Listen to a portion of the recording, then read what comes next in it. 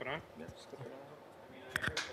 Is that close enough? Yeah. Cool. So we have to fly through there and we'll get you Just in time. What's up with you? Come on, man. You're not gonna go back to that sleek haircut? What's the haircut? The one where you had like no hair on the side of your head. Oh, I might. Gotta like grow up. You were like, you went to get a haircut, you came back, you were like, what happened? Hey, how's it going? How are you? This is too Happy fresh, New Year. too fresh. No, that was after I accidentally cut off my sideburns. Oh, That's what ended up happening, right? So. I'm imagining this. Are you familiar with No. Or you just about to start? Okay, so it's great. So this is all live. like my sideburns got really puffy and like they were gross and stuff, and so I was like, oh, I'll take care of this, and I just like went with the buzzer and I tried to shave it, but I didn't realize I had like the one that was like the lowest setting and just shaved it right off. And I said, that's fine, I'll take the other one off.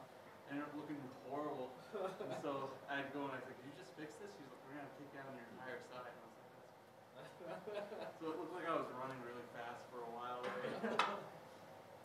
have a fresh haircut. Reminds me of that. Oh, my voice is really loud now. Doing it live. Of that guy that Travis was friends with that didn't have any sideburns ever, so they were all making fun of him.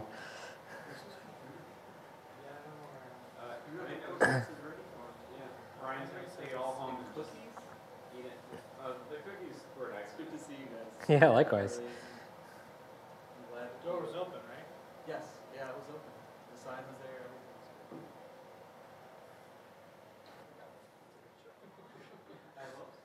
We did, we swung around for a second.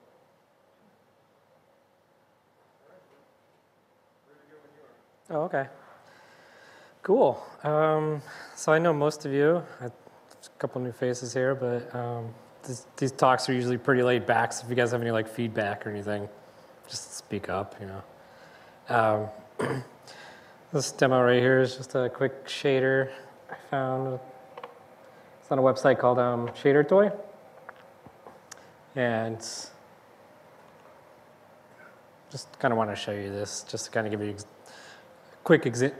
a few quick examples of what WebGL shaders can do.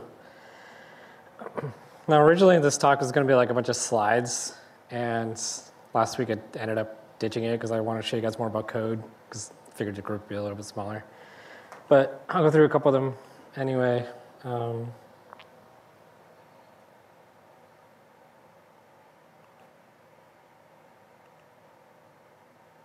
thinking maybe I'll just extend the screen or clone it.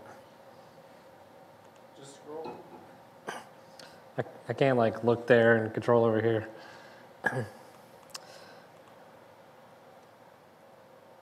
Cool. First question I want to answer was, what is WebGL? The definition you find online is it's a web graphics library for the JavaScript API for rendering interactive 2D and 3D graphics with any compatible web browser without the use of plugins. And this means that like you can write 3D games, 2D games, everything using hardware acceleration. And this is a huge advantage when you're writing games because you're getting a lot closer to native performance. A lot of instances where if you're using even the DOM, which is accelerated on the back end, you can use shaders to do things like physics even, if you really wanted to get advanced enough. And it takes a lot of the load off the CPU, so it gives you some room to kind of grow artistically.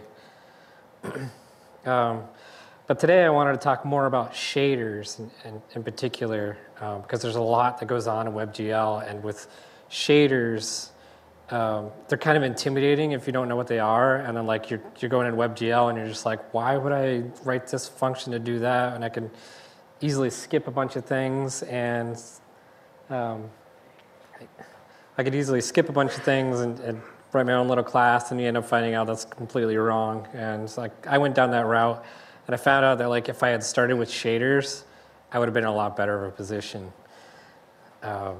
So I showed a couple of people this before. Whoops. Let's get back to this window. Go away.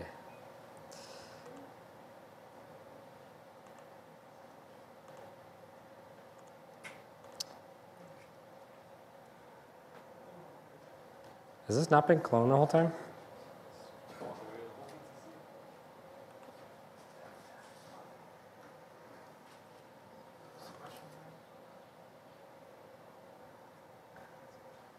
Oh, I see. I'm missing a window.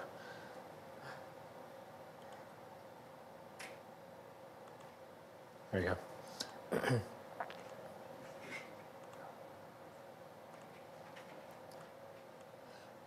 Here's a few examples of some, these are extreme examples, by the way, of what people can do with shaders. People wrote like full games within the shader itself, which means that the entire thing is running on a video card. And so it's interactive with the keyboard. It's got graphics, it's got fonts. It's got some physics. I can't go through the wall. There's that one. And then this one I just found today and I thought was really cool.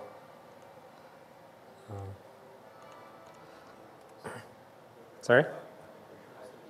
It is, yeah.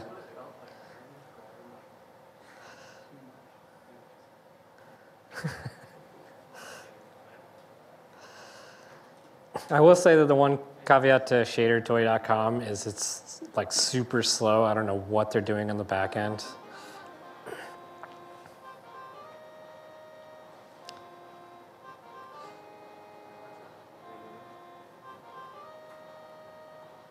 Yeah, I don't know.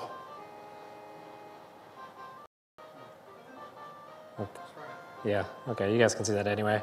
This is a full-on game. I don't know if you guys ever played Contra for the NES, but pretty much a clone of it.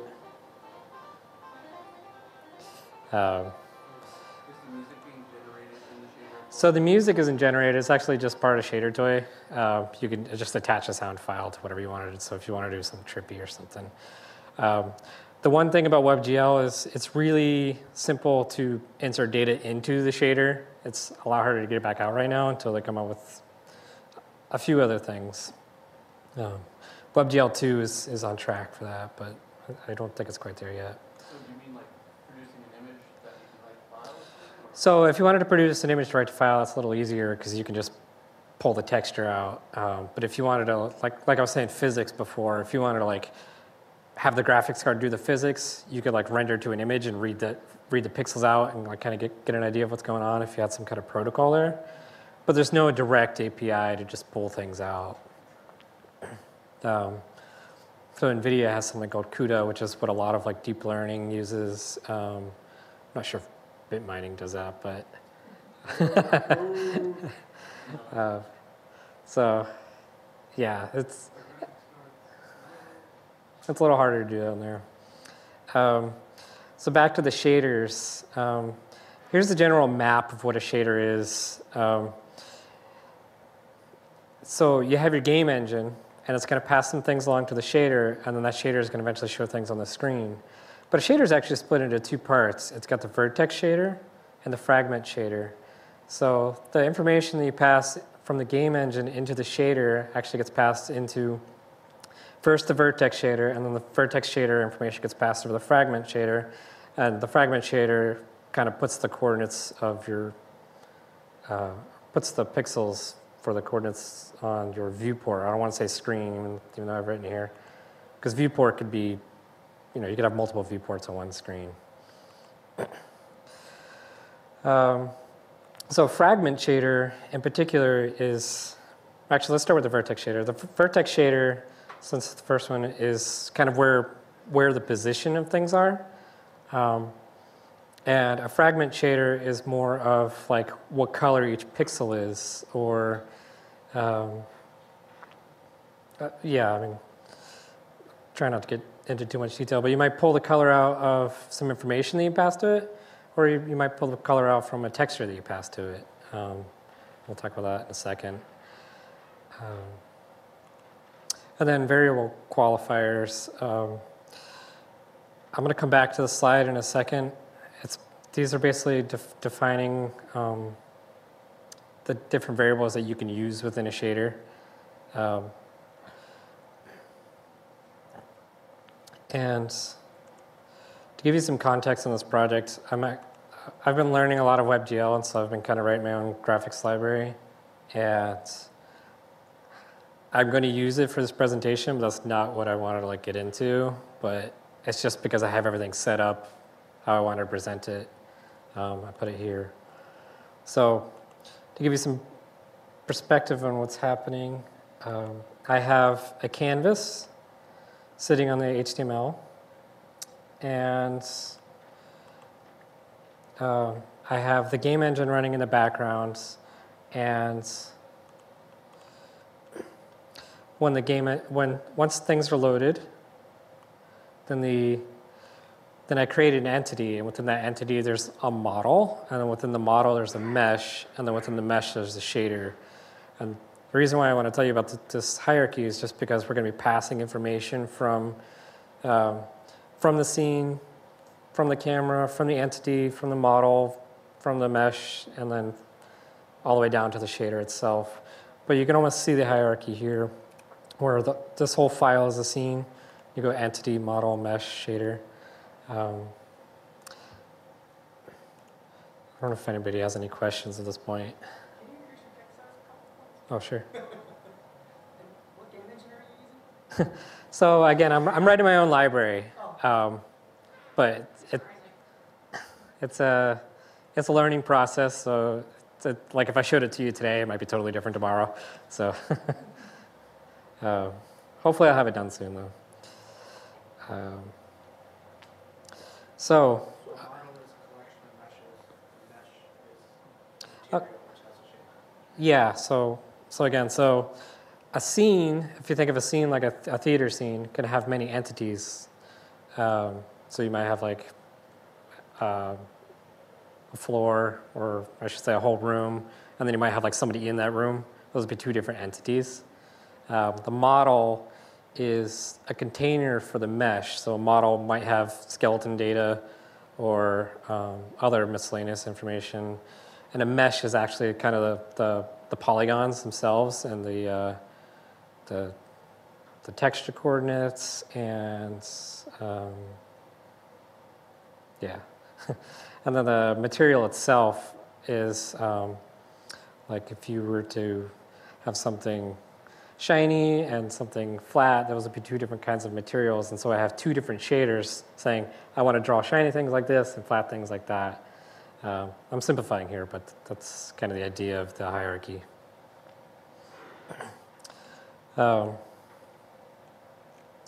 So first thing I want to show you is just plain old white screen here. The shader is actually being run, but not in Firefox because I don't have that flag set. Did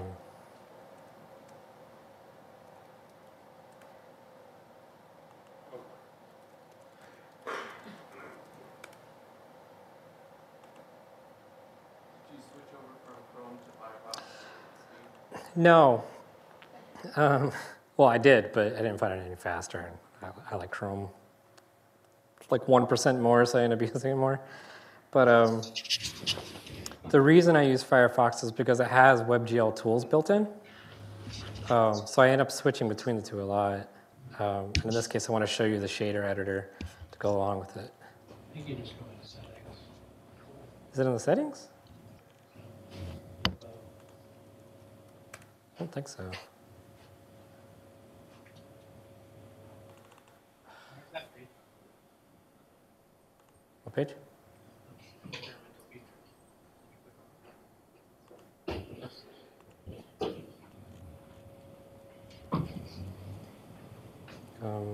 Oh, that's exactly what I want.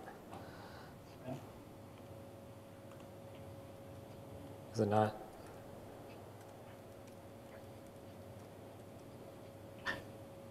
How do I get to the flags page? Sorry, I normally work on my desktop, so when I switch to my laptop, I don't have this enabled.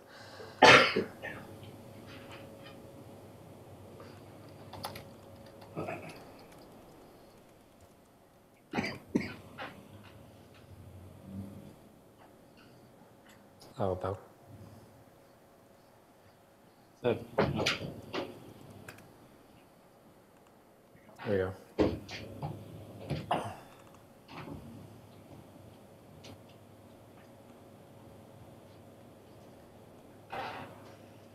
Okay, so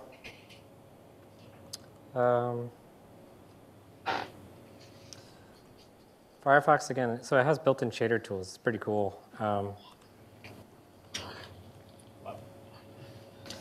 Well, actually, so if I were to have more than one entity in the scene right now, it would highlight it. In this case, it's highlighting a magenta-ish color.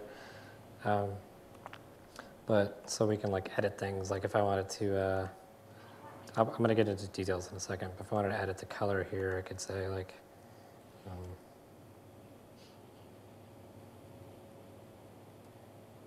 it changes it on the fly. Okay, so this is the most basic shader I could think of, where it's taking, it's not even taking into consideration the coordinates. It's just saying, okay, I'm going to be drawing this pixel, so what color do I want to draw it? And with the vertex shader again is the position. I'm not doing anything, I'm just kind of passing things along like they come in. The fragment shader is each pixel that gets drawn. So, sorry, I'm kind of fumbling here. So, it's a C-like syntax for this whole thing, and the main function that gets run is always going to be called first. And the variable that you return in the fragment shader is GL frag color. And when you change that variable, it gets passed back. That's what's going to happen. So it's not like you say return a color, you just set the variable. With the vertex shader, it's the same thing except GL position. So in this case, when I say like, when the fragment shader gets to this pixel, I'm going to say, okay, we'll just make that pixel this color right here. There are a few different kinds of variables. So this is the list that I was showing you earlier with the variable qualifiers. So there's constants, which you kind of define up here. You say like hash define and then a constant. And in this case, we're going to say like my color. And I can put that here. And it would pass it in there. And it's a constant because these shaders are actually compiled at runtime. And they also get optimized as they get used. So if you have an if statement in there, it actually kind of creates two branches of the same shader. So you want to avoid using if statements. Does anybody have any questions so far? So can you walk through what input you're getting in your vertex shader? So what it says a vertex position, that's a variable that you pass to. Yeah, but let's take that out for a moment because it's really not important. So yeah, again, I'm not going to set the position. You can take that line out altogether. Sorry? You need to take that line out altogether. I mean, you could, but if you're passing that quad and you set that position like that, won't it just collapse the quad you're sending in? So if you take out the line, it'll maintain the quad. Good question. Never tried that. I guess, so I assume you have to set it somewhere. So I just learned something. The vertex position, I guess, is set by default because I'm actually not passing anything to this variable at this point. But you do draw counters, right? So are you passing? So I am passing along. I will be passing along an array of vertices. I just wanted to cover the fragment shader for a second first. So to simplify, the vertex shader is passing in a vertex, passing a vertex to the fragment shader? No. So a vertex shader is kind of setting the point, and then the fragment shader is like what gets run once it gets to that point that it wants to draw. Over each point between the 2 points, over each pixel. Yeah, so the vertex shader gets called once per vertex, right? And once it's done drawing the 3 vertices, it goes to the fragment shader. Okay, and then it's like, okay, what do I draw at this pixel? And then you write the program to say, okay, what do I do when I get to that pixel? Does that make more sense? Now, sometimes you want to pass variables in between them. Like Scott was saying earlier, he was having trouble passing variables. This code is completely different from my shaders. Oh, really? Okay. So the way it works in WebGL is actually pretty simple. So you have a varying variable type. So I could say like varying, we'll call it a varying vec2 test, something like that. Okay, I'm going to uncomment this. And then I'm going to say, actually it's standard convention to start it with the first letter of what type of variable it is. So I'm going to say like v test equals a new vec2. I'm going to say 1.0 and 0.5. Okay, and you do the same variable on the other side, the fragment shader, and I'm going to pull in vtest.x, vtest.y. This should work. Perfect. I have another shader running in the background. That's why you see 2 programs here. I'll get to that in a moment. Does that make sense? Okay. You guys are like really quiet. It's making me nervous. I'm still not, I've never understood the relationship between the vertex and the fragment shader. Is if you do have all 3 vertices, I would assume the variable gets set 3 times before it gets to the fragment shader. You know what I mean? So if you changed it based on the vertices the vertex that you're on, what ends up with the fragment shader? Yeah, so I'm not gonna lie, I'm still a little new on that subject too, but my understanding is that like it computes all 3 at once through one of these shaders. Okay. I'm not 100% clear on how that works, but it computes all 3 at once, and then you pass those 3 down, and it kind of creates a gradient between them. Yeah. So like if you were to pass in 3 color coordinates, it would create a color gradient between them. But at the same time, you could specifically pull out the you could specifically pull out the x and y coordinate for like the textures or something like that. Right. Does that make a little more sense? Yeah, it still doesn't answer the question. But that's okay. Keep going. Okay. I'm sorry. It's a really good question. To be honest, I don't know. I've never understood how. I mean, I get that the vertex shaders go first, and I get that you set the position of that vertex in that shader, in that vertex shader. But I don't quite understand that relationship once you get to these fragment shaders. What information is passed to it? Because in my head, you just set the variable once, but it's going to get set. It's hard to put a value. Well, no. Sorry. Okay, and it's starting to click now. Okay. It does. It's going to compute all 3, and yeah, you're going to pass the 3 down, but it's going to take the sort of gradient between the 3 into account for when it goes to draw the pixels. So does it run the fragment shader 3 times? Yeah, it's going to run it. It's going to run it for each point. I see. Okay. And once we get to the shading, I think you'll have a good example of how that works. All right. That makes sense. Okay. So along those lines, this is cool and all that we can make a full screen texture, but believe it or not, WebGL isn't designed just for 3D. It's just a graphics library. It just so happens to be geared towards 3D. So you take the general idea of using matrices and multiplying them together to kind of set the position, things like that. I'll show you that by example. So, okay, I just pull out some code that I've copied.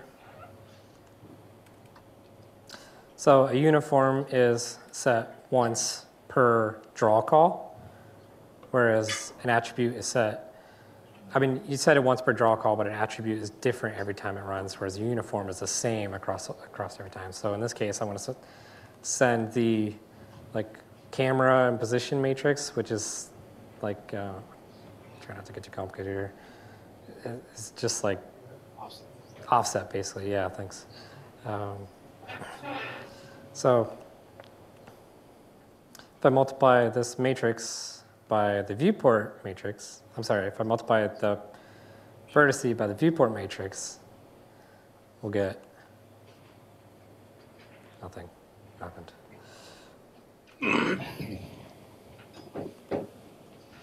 Should have stuck to the slides.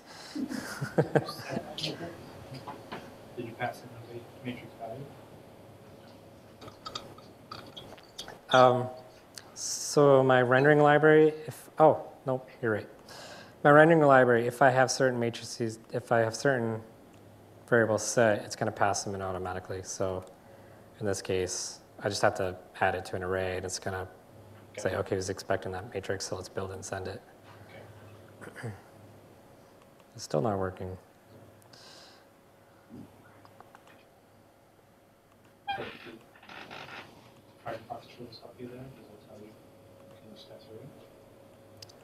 I'm going to send the vertices over too.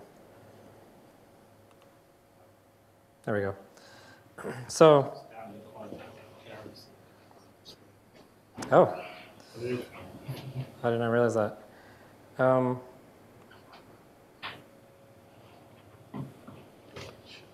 Pull that down. Good change of value. Ah. Low tech. Analog solutions. Okay, so what I'm passing in right now is actual vertices along with the matrix. So the matrix will be the offset and the vertices are the position. So if I wanted to, I could actually add to the position here. So if I wanted to say like a vertex position.x plus equals 1. Oops, I'll do that.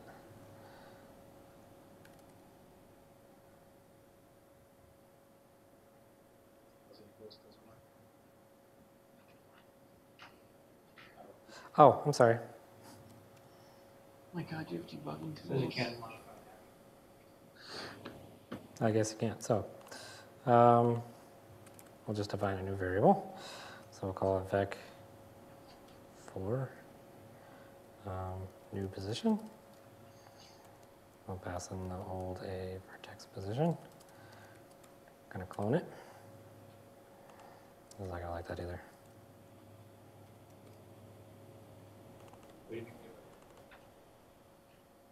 Oh, A new position equals. And then, yeah.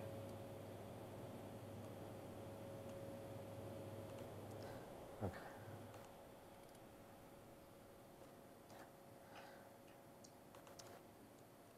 Well, is it unreachable code because of the part of it that's broken?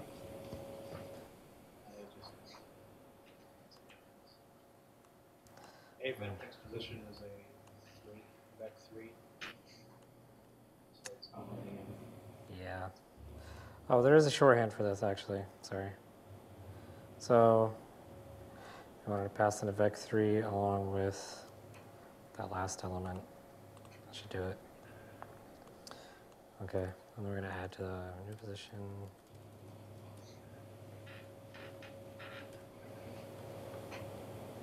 And we're going to use that new position here, which is now a vec4 anyway, so pass it along. Let's add. Done. It's moving. 100. 1,000. You're right. It's Everybody get that basic idea of like what the shader is doing by this point? Basic idea. Any questions? The vertex layer or the vertex? just the shaders in general. Any questions at all for it? The vertex shader I find to be the easiest. It makes the most sense to me. But So is this vertex shader running, or this void main method, is it running 6 times? it is running 6 times because I'm passing in 2 triangles. Yeah. Cool. There are some like kind of hidden variables that you can use. So if I didn't want to use the v-test there, if I wanted to use a frag chord.x, it'll pull that along with it too, which is just grabbing the position that it's supposed to be drawing at. So the color can change if you move it based on time. Should. Sorry? 2x and y instead of 1x.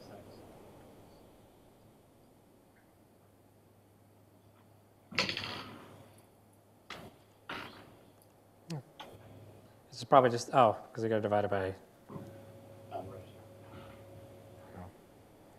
whatever. Mod.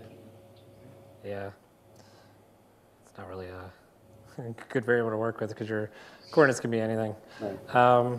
Actually, that's a good point. So from what I understand, the overall coordinates are actually -5, -0.5 to +0.5. So if I went towards the center, yeah, it should work.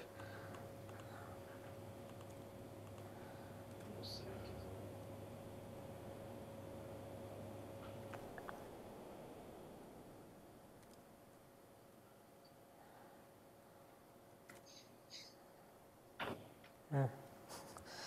Get some results there. So it's a value from 0 to 1. Right? The red, green, blue. 0 to 1, not 0 to 2. Yeah, I mean, you get the idea.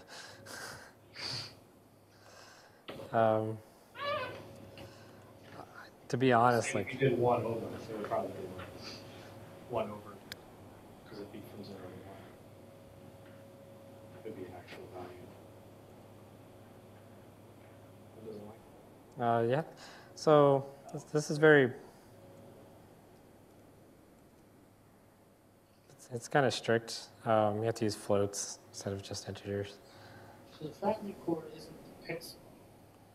Because I was expecting a gradient cone. I was too. I'm really fumbling tonight, I'm sorry. We're learning. We're learning together. Okay, so the next thing I wanted to show you is textures. And I'm going to pull some code out from something else I've been working on.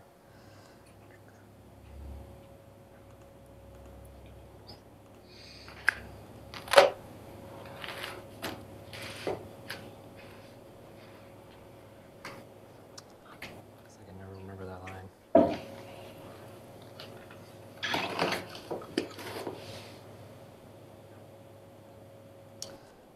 And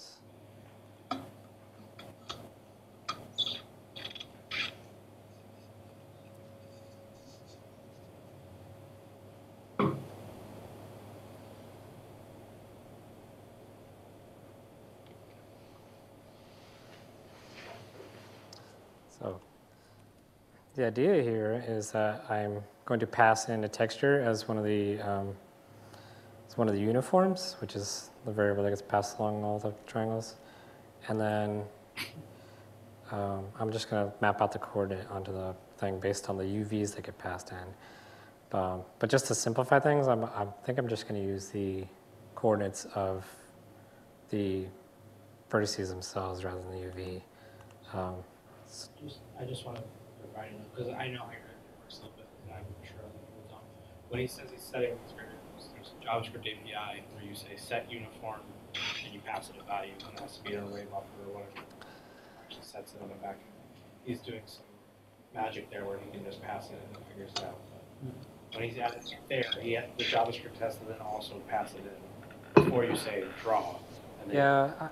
So I don't want to get too far into the like whole WebGL spectrum, but if you guys are interested, I could show you that code too. It's at least the general idea that you have to actually, you don't have to get into every single API call. Because you don't have to. yeah. So basically, To do, can this be optimized? yeah. So basically, the array that I have set, I check to see whether or not there's a property in there, and if it is, I'm going to pass it in to the material itself. So in this case, like the model matrix, if I had set it down here. Is that viewport.webgl, is that native or is that on it? So the WebGL object is actually the same thing as like the canvas context. Okay. So viewport is his object, WebGL is the actual DOM. Yeah. Yeah, I was just trying to break apart what was his and what wasn't. Yep. So most of the examples you see just gl.uniform matrix, whatever. And is that last part at the end, is that like an enum? Or Last part at the end is what? the model.transform.mat4, is that an enum? Yeah. Okay. Enum. Like a type, Constant. So what is the third property of uniform matrix? This is the matrix that I'm passing in. Oh, that's the actual. Okay. Yeah, it's a matrix. It's like I see. so every like scene has a matrix, every model has a matrix, the camera has a matrix, everything. When you combine them together, you get the actual position. Okay. And by the way, combining them together it just means multiplying. It's kind of beautiful in that Most sense. they're float 32 arrays, right? So the vertices are float 32 arrays, and the matrices are too. Yeah. It has to be that type. It has to be a structure, so it can do the structured clone thing. Yeah. Generally, when I just didn't know if the first part was the value and the last part was like the type or something. But so breaking this down a little bit more, this is the function to pass in a variable to the shader itself. You're basically just saying like, okay, set this variable, get it ready for when the shader goes run, and do it. This right here is a pointer to that variable in the shader. So like you get a number like 0 through 6 or something like that, and that'll be like, okay, we know attribute 6 is the model matrix, and here we're going to say, okay, we're going to pass in the actual matrix. Funny thing is, I'm pretty sure that this is the variable that has to be false. oh, okay. I forget what it means. Set through, just wipe your computer. But WebGL basically tried to copy OpenGL as close as possible, which I think is a great thing. But unfortunately, that variable can't be changed, so they just like, this has to be false. If you change it to true, we just won't render anything. Yeah. Oh, that's exactly what it is, yeah. Yeah, so the matrix, you have your rows and you have your columns, and you can shift them. I see. Why they couldn't do it, I don't know, but at least things are standard, I guess. So back to this, the uniforms. So I want to pass in a texture.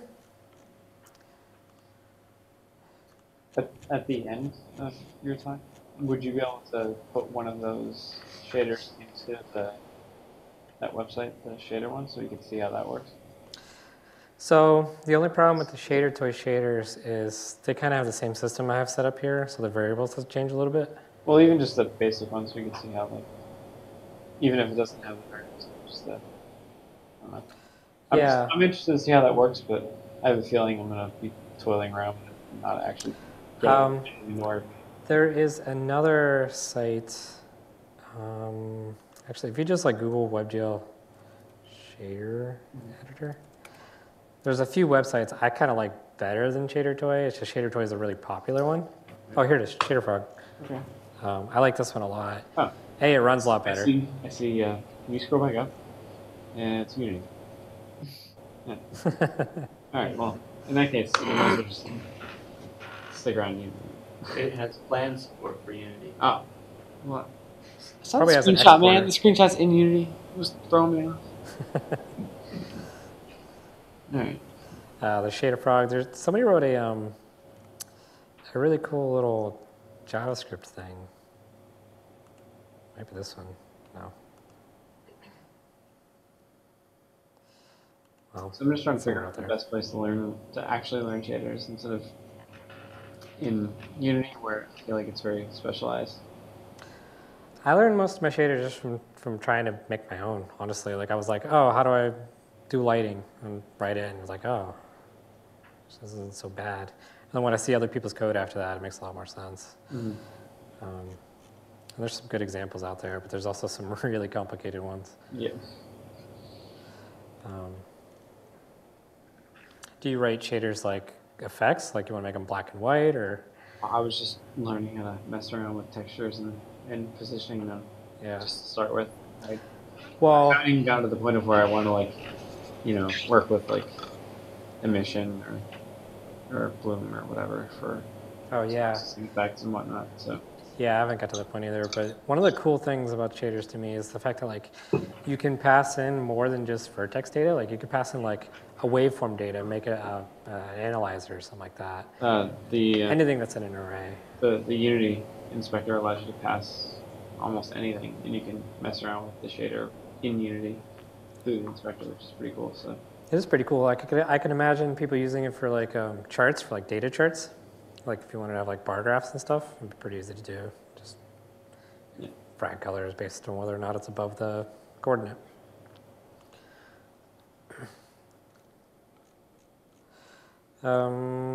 Okay, so I want to just pull out that texture coordinate, and then.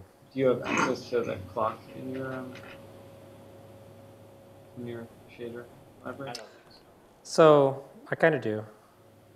So it'd be cool to see like add timing data to your animations. Okay, so if I wanted to pass in the time, sorry I'm like copying code from other places. It's just a little easier than nervously trying to come up with it on my own. Yeah, you can pass in the time from JavaScript, but you can't access the GPU clock time. No. Yeah, you pass it in from JavaScript. Yeah, no, this one's Yeah. So if I wanted to pass in the time down to the fragment. Open source and shit. Sorry? When am I gonna be able to play with this? You put shader frog after this. Sorry, shader frog, move over. All right, so if I want to pass in I time, let's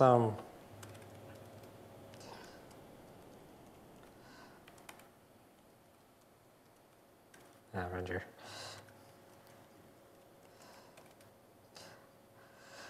Let's do that. So I'm going to pull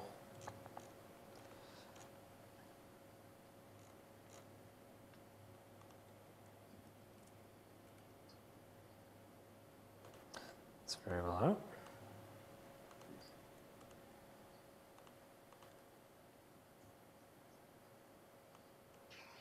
I'm going to pull out all the arguments.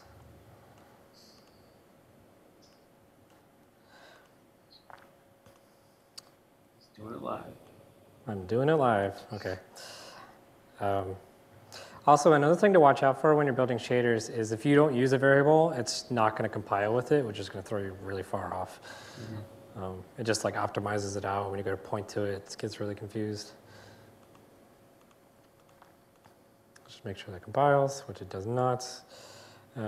Oh, because I was halfway through doing the texture stuff. I'll come back to that. So this time,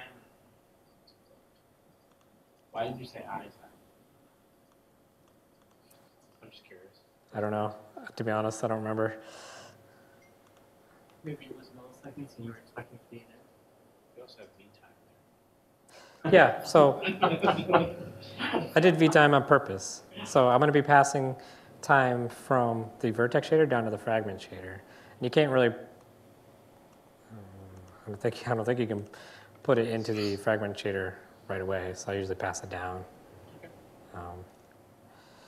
Not to mention, I usually like manipulate it in some way, so I'd rather do it once rather than for every pixel. High P. Oh, I totally missed that point. Sorry. Should have stuck to the slides. So medium P, high P, and low P are high precision, low precision, and So that's like float errors? Or? yeah, exactly. It's basically how far that decimal point will go. Most things you don't really need more than low P, like if you're just doing vertex position or something like that. But I have hit a few cases where I need that precision.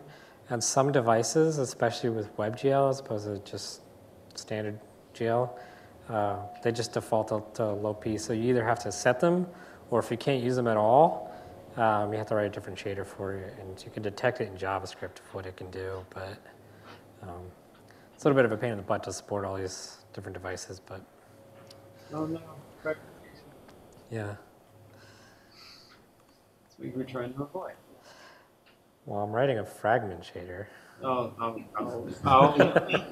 Yeah. Okay, so I'm going to pass feed time down, and I'm going to say, I don't know what to do with it. What should I do with it? Just do like Well, make sure it compiles before you do something crazy. A sine wave? functions do you have in the shader Meetup? What kind of math functions? Sure, sine wave and all those are available. Just do like a sine wave for the color and just make it change colors. Actually, I'm pretty sure I used it for this one. Power absolute. Oh my god, it spelled color with a U. Or did you do that? I did not do that one. So fancy. Do you want to see this shader? I used it a lot for another game. I'm just going to.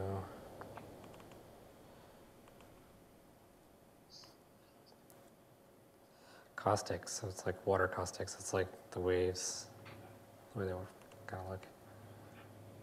Caustic is not defined.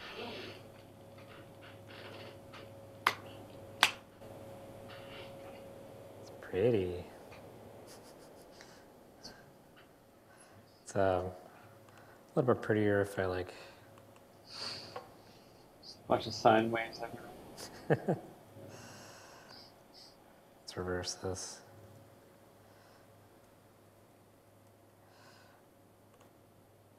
Oops, I did that wrong. Plus.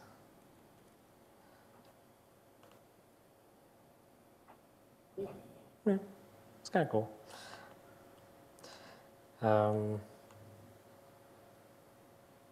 Of course, the other shader's putting it off center, but. So when you have multiple materials on top of each other in a WebGL scene, is the shader smart enough to know that there's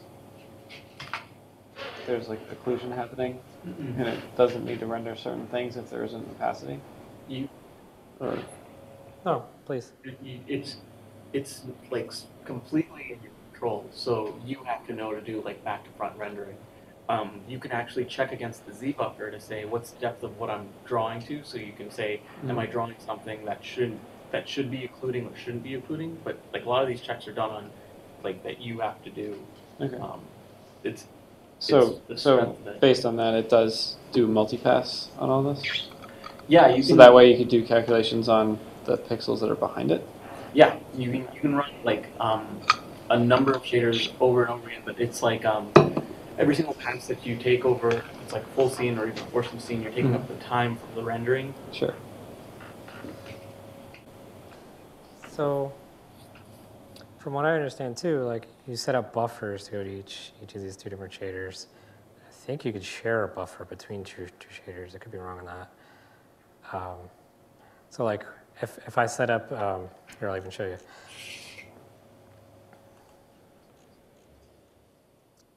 So I set up like a buffer for the vertices. So basically you say like WebGL, okay, this is gonna be a buffer, this is the length it's gonna be, and I'm going to pass in all this big array. I might change it, but in that case I gotta redo it. But then you bind that buffer,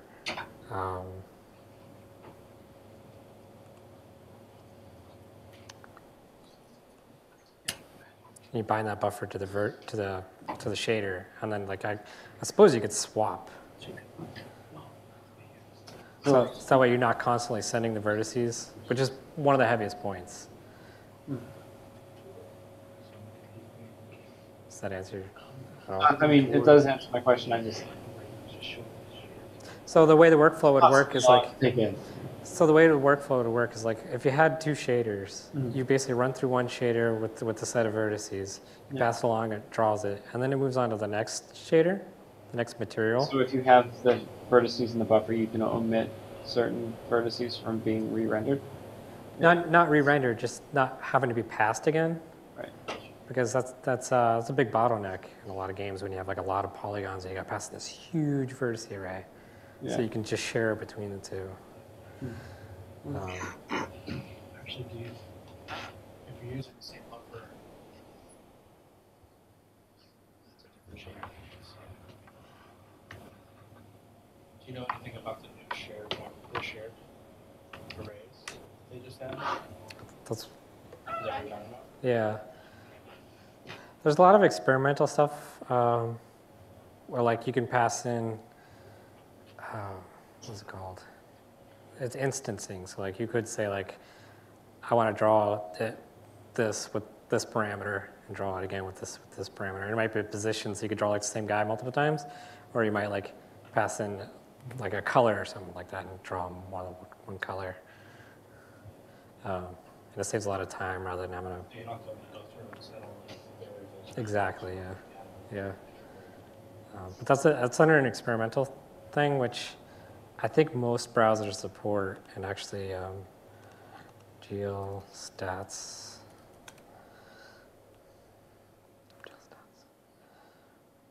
Here's the general idea of like how many, I should open with this, how many browsers support WebGL. And right now we're at 97% support-ish. WebGL 2 is happening. It's happening. But What happened there? Yeah, It got support, and then it just Apple came out and said, "Oh, we Oh. the API for gathering what it can support." Apple, someone's like, "Oh, we can do it," and just dropped all the stats. Does this graph include removing support, or is it No, adding new so routers? Apple didn't originally have it. Yeah, I see. yeah, All right. more data. Multifaceted. Okay. It's Uh, not like somebody was just like, you know what? This WebGL in here, I'm ripping it Not out. to mention that graph is no. Yeah, that's so you're just like, man, that looks cool. Data is beautiful. And the person who wrote it's like, what do you mean you don't understand it? It's perfect. Those axes just get in the way.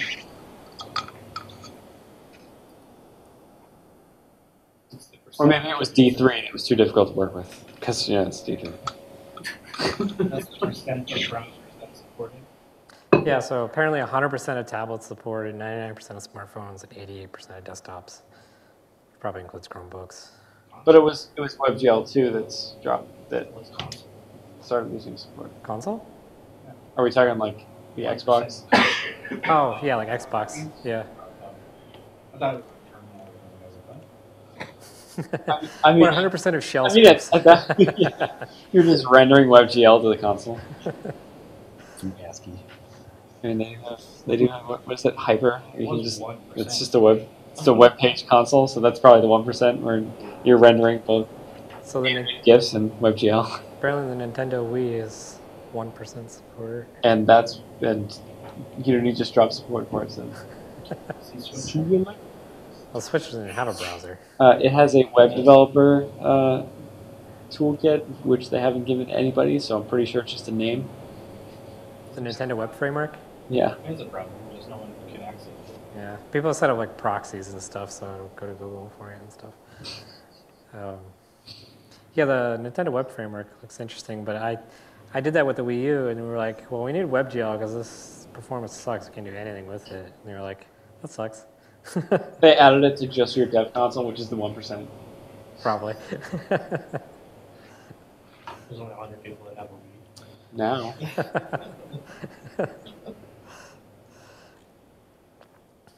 So, I was referring to just dev versions, though, not just his. Am I going too fast? I feel like I'm stumbling a lot and going too fast. I think with WebGL, or even just shaders in general, it's easier to like grasp when you're modifying it with your own hands. I guess that's true. Well, let's go back to the time thing. You guys will learn. No one's getting their hands on Onyx. You stay the hell away from me. Stay away from my computer too. So let's finish up the time thing then. So I'm going to pass along the time. So the WebGL context, you have different functions to pass in the different variables. In this case, it's the uniform one, as in one dimension, f, as in float. So you could have like a 4-dimension float, which would be like an array, I guess. But I'm going to pass that along. And then I'm going to pass the time itself, which I figured out, I don't know why I'm dividing it so much, probably. Oh, is that why you called it iTime? Because the WebGL value is iTime? No, that should match. Because that's the enum, right? Yeah, this is just matching. So I'm going to type this up here. I'm talking about the one on the bottom. Yeah, no, that's his own variable. Oh, you modified the viewport? The viewport is his object. His game. Oh, I thought you said that was a reference to the canvas directly. This is a pointer. When all this gets run, this is a pointer to the attribute that it's going to run. All right. I misunderstood when you were talking about the first time. It's okay. I just remembered why I did time this way, and that's for the low precision devices. It actually helps out significantly if the time is larger. But on the other hand, it can only run for so long before the Rolls over. yeah. Yeah. So Freak out. You're changing the viewport? What? You modified the prototype? You're coming from Unity World. You're like, we can't touch that. So his shader. You can now. 2018. Yeah. Oh, low level program. Do that 2018. You can't say Unity is not low level programming. You're programming in C# and it's getting transpiled in C++, man. That's not that low level. Why would it transpile to C++? It's faster. Can they just go straight to You're asking the wrong dude. I don't think C# transpiles to C++. I think all right. So maybe I'm not explaining it correctly. And by explaining it correctly, not understanding it correctly, I think this C# just interfaces with the C++. It's possible. I think that's what the C++ part is. So Unity itself is written in C++. You write your code. So not transpile. I'm coming from my day job where I'm transpiling Babel and Yeah, I don't have to do that. into other madness. I'm a JavaScript programmer by I'm a day. JavaScript programmer by day. No types or anything. It's just a wild west of Well, cons. you could pull in a library for that. It's always possible. TypeScript and Flow. Using both at the same time and see what happens. So his program object would go and create pointers for all of those ahead of time so he can just use them later, which is why it's just matching.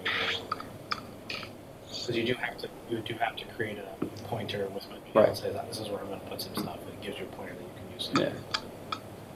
So I guess that's kind of similar to how I set up shaders in Unity. At the top, you have to set up your own pointers.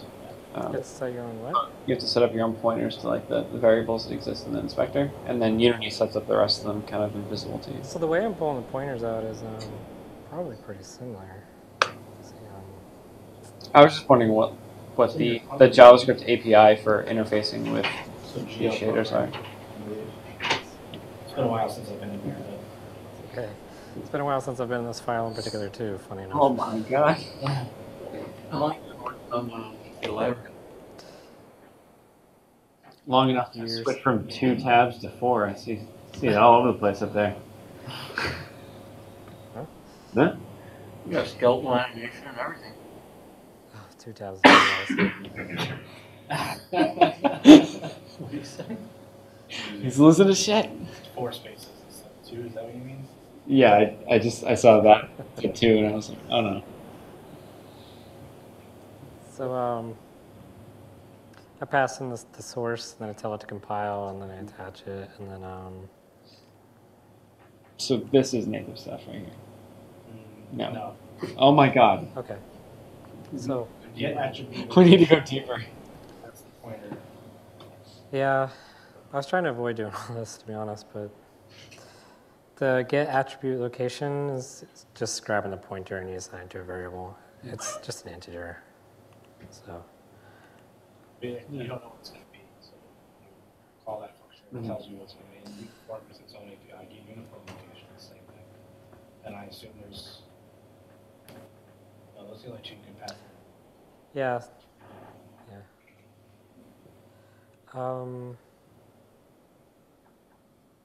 What's I gonna say about this?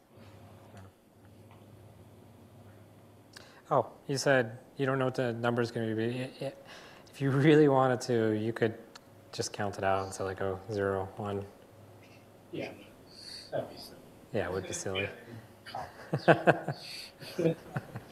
Just saying. Yeah, just call them. You only have to do it once when you compile the thing, and then you have those pointers, and you don't have to do that. That's what his thing is doing. Right. He's just putting them in a So he's just container registering object that everything. he can just refer back to. Okay.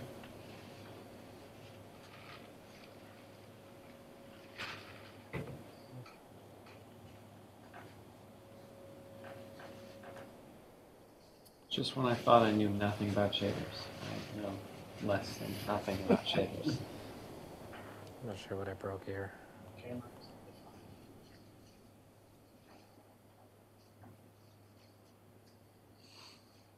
Sorry. So I like Chrome.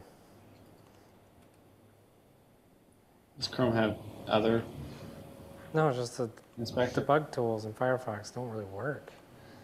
Just want to take the GL debugger tools. Oh, no. So there is a Chrome extension for doing that, but it doesn't connect properly for some reason.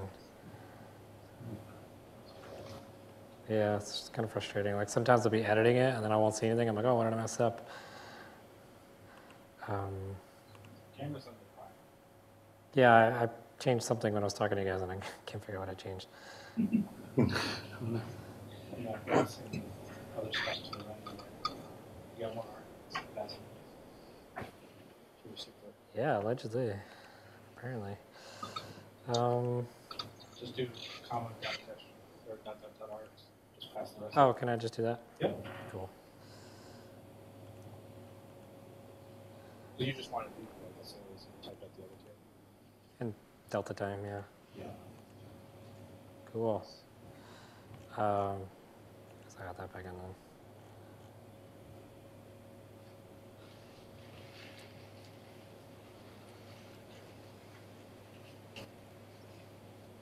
That was much easier than typing it.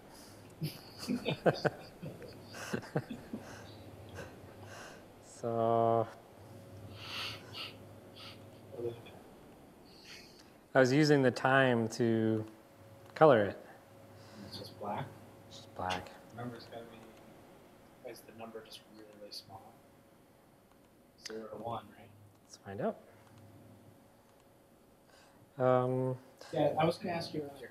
Is there a good way to like print the variables or just? Yeah, I mean, you There's can't. not. It's kind of frustrating. So what a lot of people do is they just end up just like Drawing them? drawing them. Oh my god. Yep. That'd be a bit I know. I looked up and down because there are times that I'm just like, what is not happening? I need a console plugin for my shaders so I I feel can. like there's profilers now that you can dip into it a little bit. Yeah, probably. Well, I wonder if that would connect to WebGL. So, like I only played with shaders on the desktop and stuff. And back then, that's all they did, right? And it was stupid because you're debugging. Basically, you turn the screen blue, something happened. But now I know they have like a profile that's available. You'd have to like step through each iteration, right? It does, but it gives you like an inspector in the same sort. Let me see if I can find it. Step through. Do you think that would have been pretty early to be like, we need to be able to step through. Yeah. Debugging things as hell. Let's just make it so you can look at the code, modify it, and then beyond that, you're just screwed. Like the old game systems, like when you look back at the Sega Saturn and how hard it paid for people to develop on that, and they're like, yeah, and people like still found ways to make incredible things on it. I was some video going the other day with the original Tomb Raider. How they did that on the Dreamcast. It was all sprites, and they just like skewed the sprites to make it look 3D. But What? all just like floating. You're kidding me. Are you serious? Really? Just look it up. Like, Those people are crazy. Quads or something like that. Because it didn't have 3D. It had like a fake 3D. Dreamcast? Yeah. That had a 3D FX Or card. no, in it. Saturn, sorry. Oh, that makes a little bit more sense. You're like, yeah, we had the 3D effects card. I was like, let's see them. Do Saturn. It's not Saturn. Yeah, the one that's no. Saturn really rendered geometry with squares. Well, it was a video I saw like the other day, so it's gotta be. Last video is from 2012. Oh, That was a forum comment. it's amazing. That's nuts. So it was like Yeah, 'cause 3D they turned billboarding. it on so you could see what it looked like. And it was That's just like that's a squares. shit ton of logic just to get. Using 2D sprites, we create a voxel engine. It's basically what it seems like. We're just taking sprites and placed them onto it. Well, there was a video that was going around Twitter. It was like a month or two ago. It was Well, this is kind of failing, so. I can't remember who it was, Have any but somebody was. questions? You're doing okay. They were using billboarding to switch between sprites.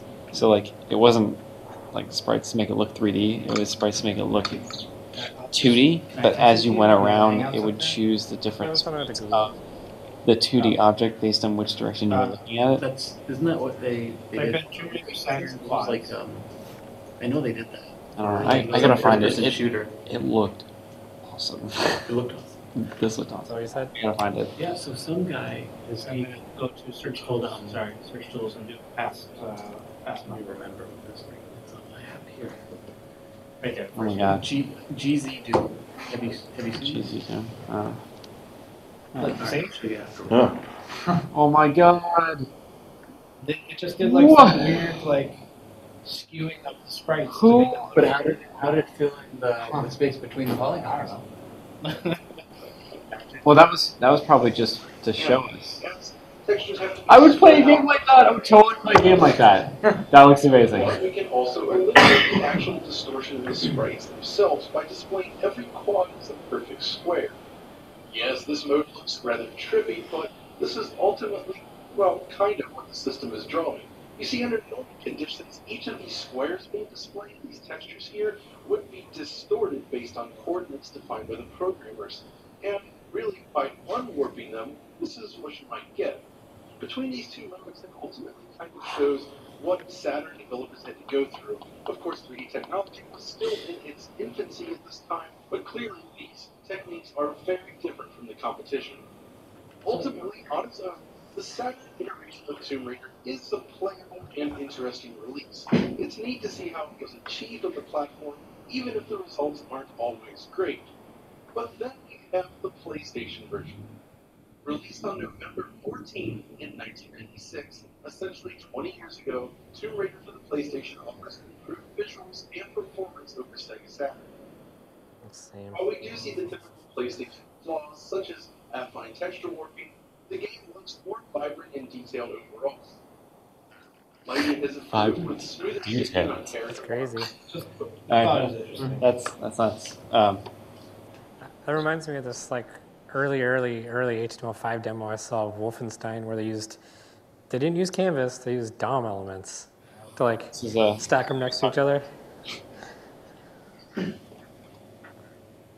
Isn't that nuts? So he has like probably, I don't know, 8 different sprites based on which direction you're looking at this character. And sprite animations, and he just... What is that? It's like he calls it a 2.75D frog. That looks What's that? awesome. Yeah. That looks awesome. That looks seems like so a long good. time. Yeah, I know. Seeing the rig at the end though was really cool. Inspector. Oh no. This is no canvas yet. I'm pretty sure this is a demo. So Prime real estate for some donate advertisements. I want to see some advertisements polygon like billboarded in the game. You have to actually shoot ads to get rid of them. I believe you. sorry. Hot topic. It's amazing the number of.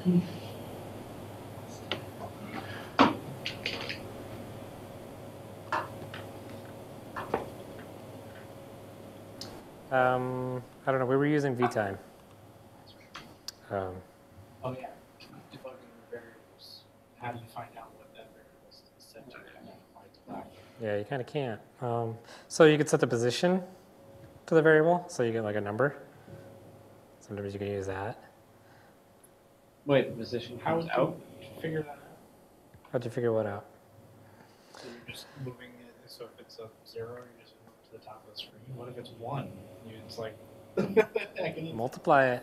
If it's a binary number, then I guess you just multiply it by 100, whether it's there or there. so multiply the time by 10. So it happens. It's not awesome. Firefox isn't connecting to this now. Is he doing that in Unity or is Yeah. that?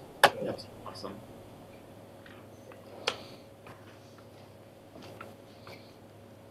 The first one I showed you was like 34,000 times. Well, I tell you once. Quite a ropes. Well, that is just crazy. Somehow, What are you trying to do? Just connect to it? Yeah, just connect to it. WebGL shaders like more complicated to build than it was. So what's the reason that you You don't actually build any shaders in Unity. You use the ones that you're connected to. Oh, I've been coding my own. But- Just like say, give me shiny and put values in it. Oh, yeah, so there are default shaders that have that stuff built in, sure, but if you want to, mess around with shit, you gotta write your own. It's a different. And they give you, like, a template that you can work with, but if you make a mistake, it just goes pink, and then you go back and you have to undo everything and hope that you can get it to not be broken. Does that give you a preview? I mean, it gives you a preview, yeah, it's pink. And if it's broken. So. Yeah, but you don't have to like Yeah. No, it needs to reload it, so it does recompile it when there's a change. But the new 2018 has a GUI for editing shaders, which seems pretty cool. Why would you divide by 1,000,000? Oh, I was just trying to get it back to the screen. Why did you divide by 1,000,000? Shouldn't you multiply? Because if it's black, it's 0. Well, I was trying to get the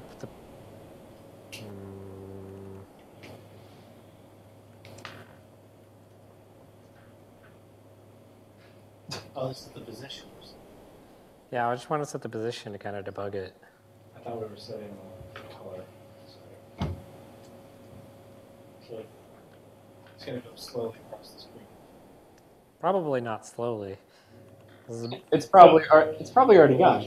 It looks like it's broken, but it's actually working.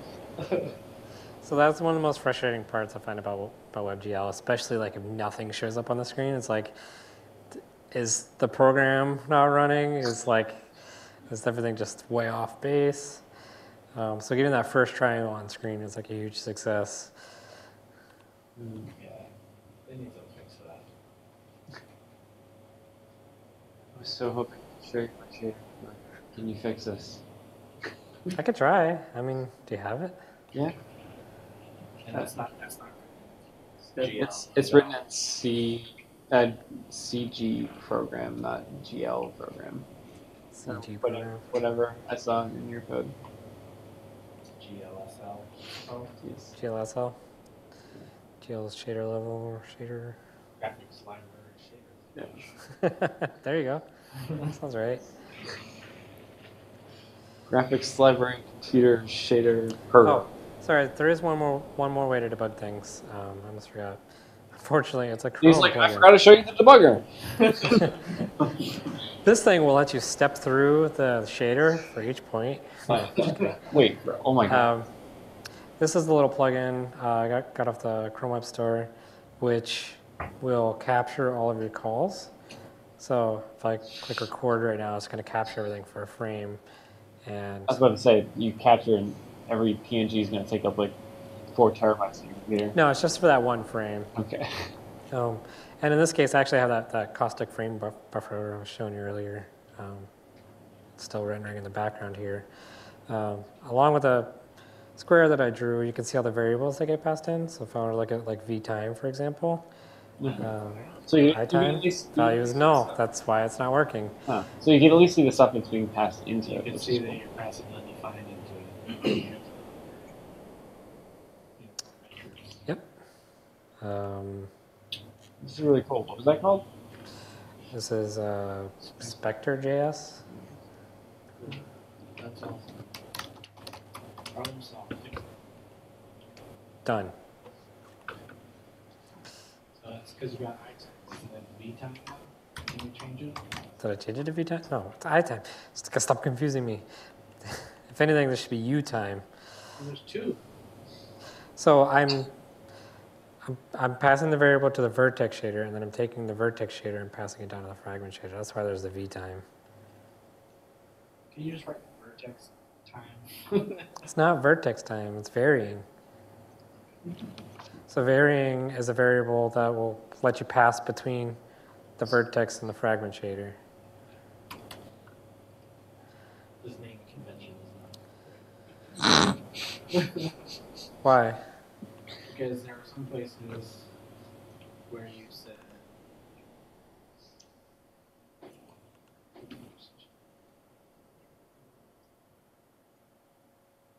so U is referring to uniform.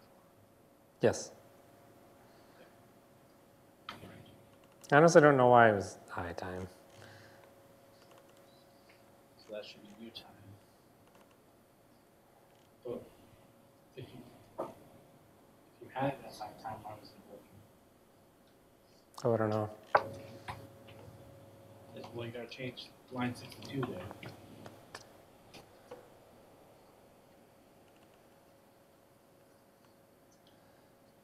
Oh, there's no time offset, that's why. Plus defined. I mean, I'm surprised it didn't like bonk out. correct.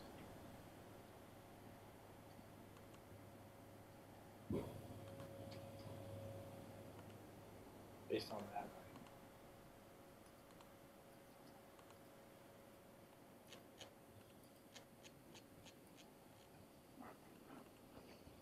Itime. there. Did it refresh?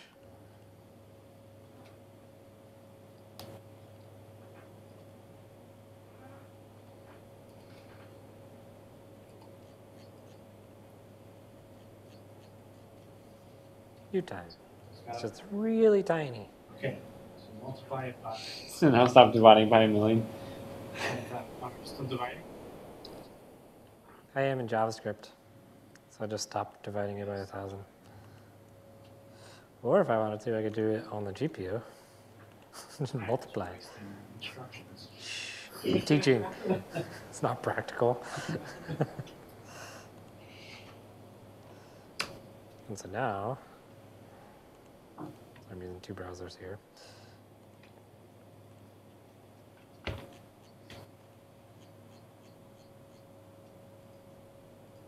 you use the multiplied version? It's Well, you getting multiply past it, 10. But you multiply it and Yeah. yeah. So now what do I do with it?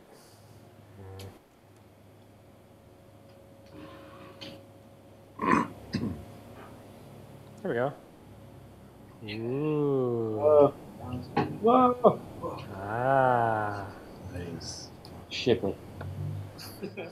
Also commit it. So nothing.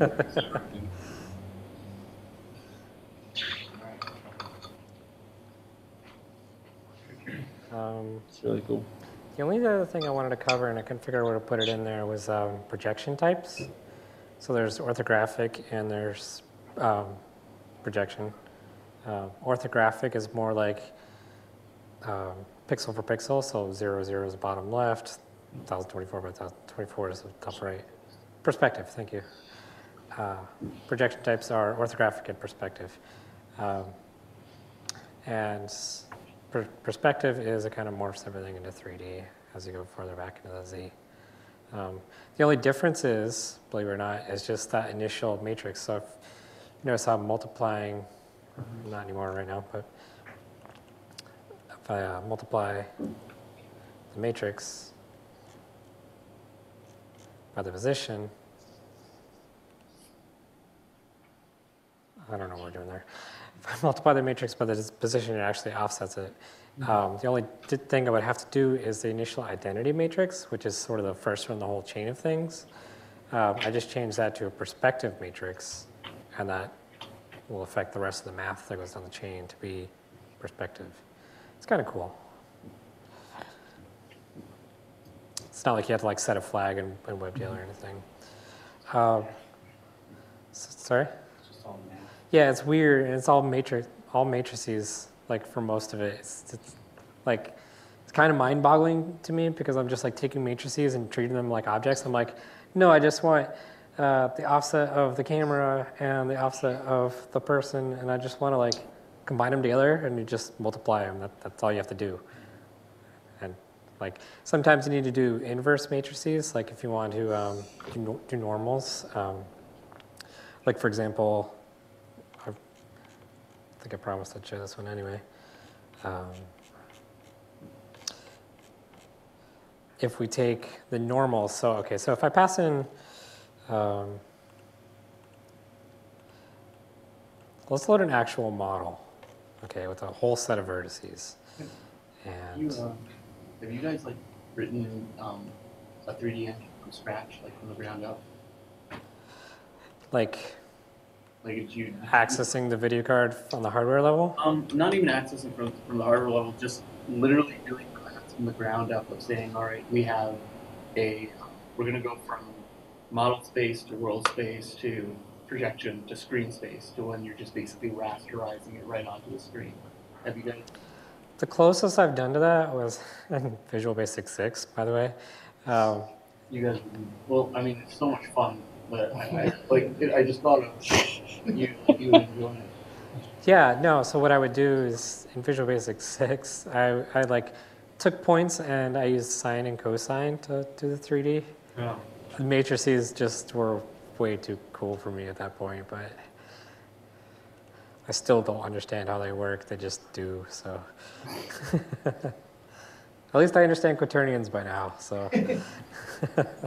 Still working on that. Okay, so I'm going to pass in a few things. I'm going to pass in the vertex position, the normals, and the texture coordinates. So the normals are actually like the direction each polygon is facing. And just remember that for a moment. So I'm going to pass in, going to get rid of those, get rid of time. Well, it's perpendicular to the polygon. So saying the polygon's facing a direction doesn't make any sense. Yeah, so like intersecting line with it? Yeah. Yeah. There's like a triangle, so it's facing this direction. Yeah, I guess that's true.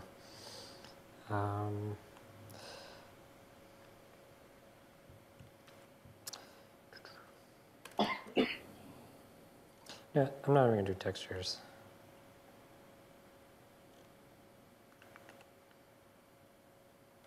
Maybe I will, I don't know. I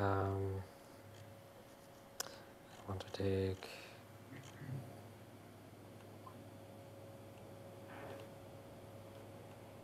I'm going to explain all this code once I'm done copying it.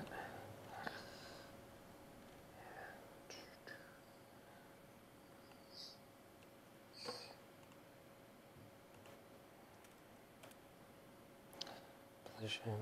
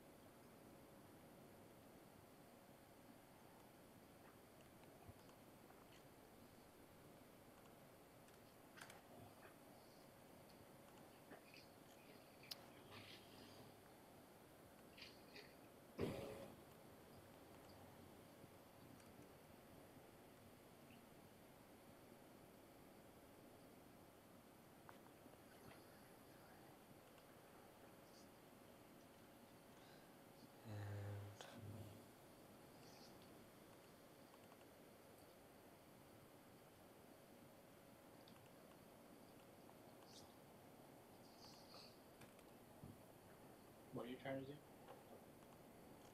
I'm going to show you how basic lighting direction works. Just trying to pull out code.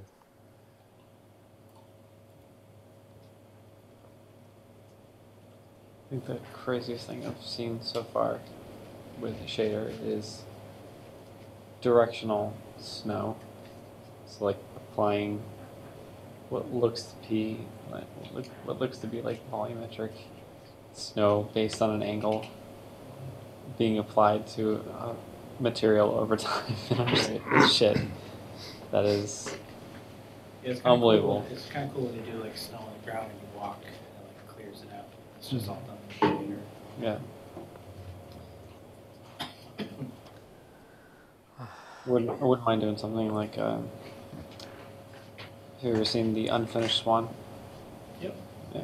I think that'd be cool to learn how to do, even just like on a tech demo level.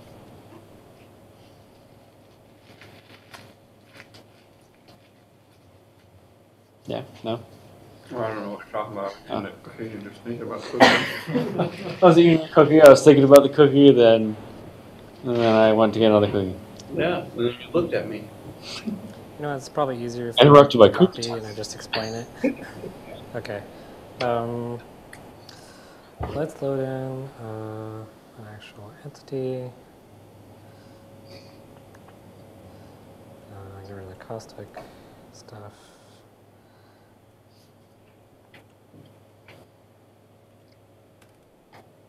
And do I have an entity in here? That's okay. Are those materials in JSON?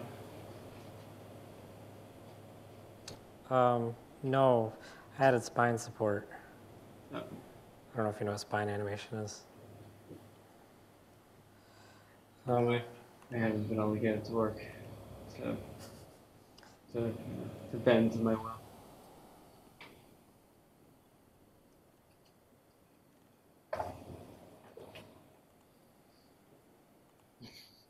Oh my gosh. Index? Did not find Onyx. What is, oh no. Ugh, all right. Oh no, I'm what's happening? trying to shortcut here, sorry. I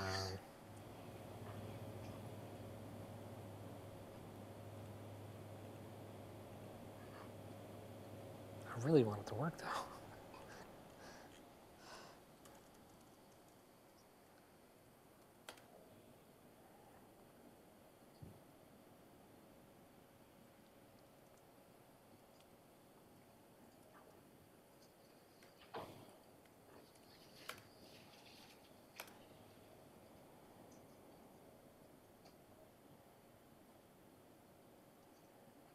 Nice. Okay.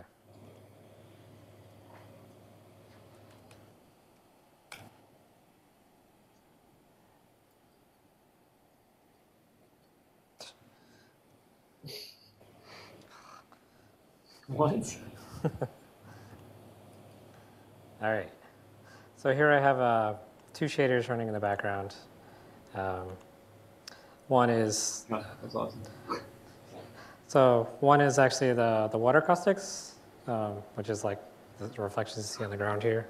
And the other one's the rays, which is actually a simplified version of it, just using only the x-axis. And if I add in a fish, which I think I'm working on the skeletal animation, so Just dropping. there we go. That's how I understand fish to work. Wait, you said the fish had headphones on? That's me. I don't know why the position is so far off at this point. It's a fun game. So the lighting is actually pretty interesting. So you have two vectors. So you have your normal, which is on every polygon, and then you have the vector of the directional lighting, which is like just the overall ambient scene. And if you... This your game? It's just like a playground I have for experimenting with the engine. And so if you have a polygon, right? And you have a direction. So that would be the normal. I guess this would be 2 triangles. So if you have the normal of where it's pointing, and then you have the scene's direction, which is actually just, this way. And you take the dot product, which is going to give you a number between -1 and +1, and you multiply the color by that, you actually get really simple lighting. So So it'd be how much normal is the direction. exactly. So that's all it is. So it's just bouncing off of it, I guess. The code for that is in here. I have it in a conditional statement. It's just like, so if I didn't have this defined, actually turn off lighting, which is kind of weird to turn on. Some of it's baked into the texture, but. So the rays are actually, I'm using an ambient texture. So if I took that off, the rays wouldn't affect it. I'm just taking the texture here, the ambient texture. I'm taking the coordinate, the pixel from the texture, and just applying it based on the x and y coordinate, or x and z coordinates. And so this doesn't have any occlusion. No. Yeah, so that's why you see it on the bottom of them. Yeah. You could do a little bit more, get a little more sophisticated with it. I think that fish is broken. So it's not shadow. Yeah, so the way shadows work is kind of interesting because you use what's called a frame buffer, which is like, you kind of just have it running in the back end and you render the whole scene out from the point of view from the light source. And then you take that texture and you apply it to the rest of your scene. So that way you have like shadows, yeah. You do kind of want to do some, clean up when you do that because otherwise you're going to end up rendering a lot of things you don't necessarily need. We're running at low resolution. And yeah, you run it at low resolution. Sometimes, like if your engine will support like low level of detail models, you should use those. Or you could just in general just render a square or a sphere and you get those really basic shadows from things. But when you're rendering that shadow, you're not doing a textured model or anything, right? So you can kind of throw a lot of triangles for that model. I think it comes more down to the filtering, right? Because your texture size has to be projectably mapped onto the scene. So the higher resolution that image is, the better your texture edges are. Yeah.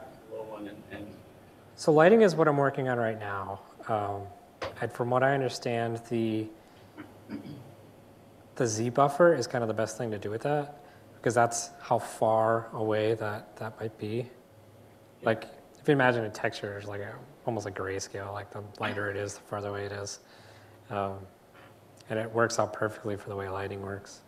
But yeah, like you said, rendering it like as a plain polygon really wouldn't make that much of a difference.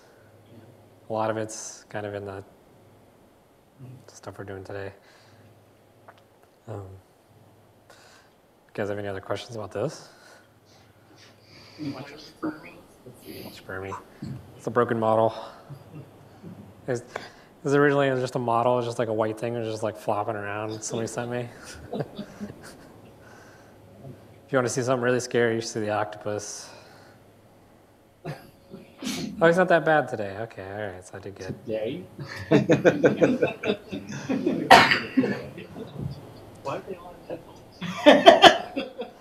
We're working on a game where we're using like friendly sea creatures to almost act like Angry Birds that are knocking down structures. Yeah. Yeah. That is the opposite. Wouldn't you find an octopus less scary if you had headphones on? It's like, well, these animals are knocking down things. It and we honestly wanna make depends kids, on what he's so- listening to. Listening to rap, you're scared of him or something. He's got Heavy metal. You can be friends. So where's the collision box for this? I'm actually layering this on top of Matter.js. So. Oh, so it's just boxes. Yeah, I don't know what's going on here. I don't know what I did. I don't remember what I was playing with when I left off, but yeah, Yeah, it's 2D physics laid on top of the 3D. That's cool. And I'm just like, okay, we'll just move in X and Y. That's all. That one looks okay. Why? Yeah, that's a really good question. I don't know what happened. Oh, it has something to do with the rotation. Oh, they're back. Yep. Oh my god. Ooh, that was cool. Yeah. So the way skeletal Oh, is animation. that about understanding quaternions?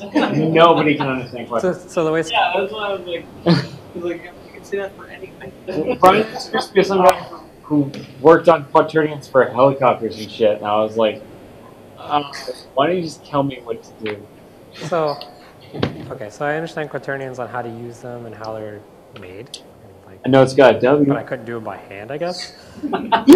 Basically, it's an instance of a rotation. Because X, if you rotate something against the X. Yeah, it rotates this way. Alright, whatever. He knows. Skeletal animation is interesting because I'm doing it all on the GPU, which means I pass along a bunch of other matrices and some indices to go along with each vertex. And I say, okay, which matrix index is associated with this. Wait, those phones were rendered in the shader? Yeah. Oh my god. Okay. Holy crap. Well, so we're having to run it on these like little Kindle Fires and stuff like that. Yeah. So we're trying to do as much on the GPU as possible. Damn. Yeah, GPU speed is very That's crazy. Yeah. long. So the concept is you pass along the matrix index along with the vertex, and then when you go to render that vertex, you offset it by whatever matrix. How does one animate in a shader? Like, do you animate in Yeah, I another don't know what's program going on there. first? Sorry? Do you animate in another program first and then? Yeah. The artist, he uses Maya and he exports it as a FBX file. Okay, so I was about to say that seems just getting a color to change seems awful, but to get an animation to look decent like that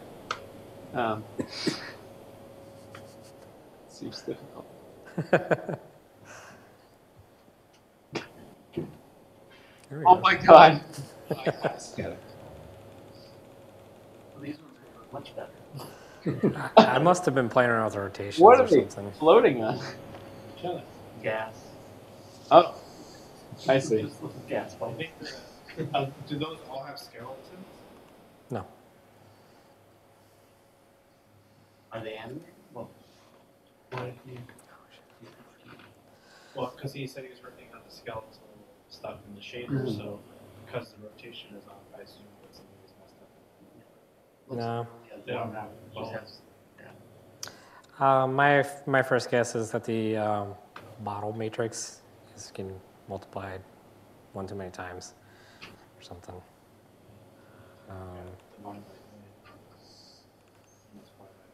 Yeah, fog and that. So I do have fog. If you notice, the background kind of fades as it goes away.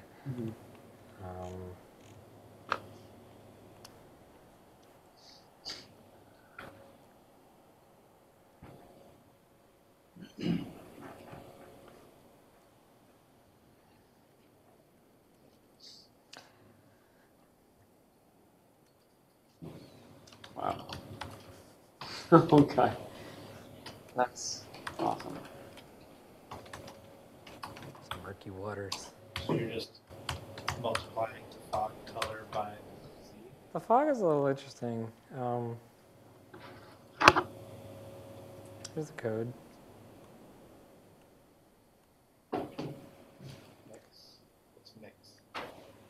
Mix, kind of what it sounds like. You give it two variables and it mixes it. Yeah. Wait, what? I don't know. I don't know how to detail it any more than that. I just know when to use it. Leave interpolation. Oh, okay, thanks. It's built in. It's not something you define. You just Yes, that's built in. The function's built in. and client with all the pink ones. All the pink ones. Okay. WebGL frag color, frag chord.